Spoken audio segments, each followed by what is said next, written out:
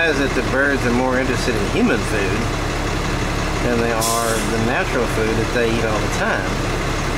This is something I'm curious about.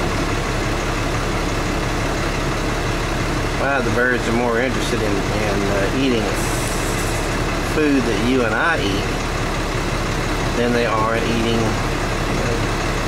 food that's provided for them by nature.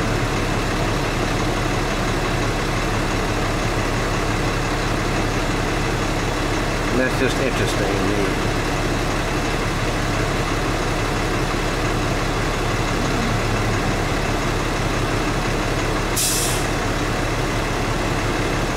Is this a good Taco Bell commercial? I don't think so.